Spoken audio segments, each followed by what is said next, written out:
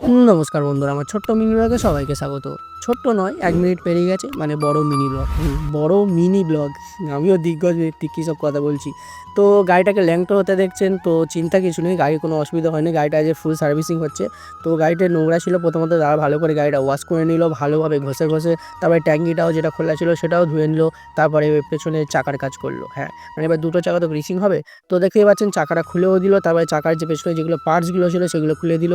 সেগুলো গিয়ে খুলে ভালো করে গ্রিসিং করে ভালো করে ঘষে রেডি করছে। আপনারা কমেন্টে জানাবেন যে এই পার্টসগুলোর নাম কি। আমি জানি না, আপনাদের জানাতে হবে কমেন্টে।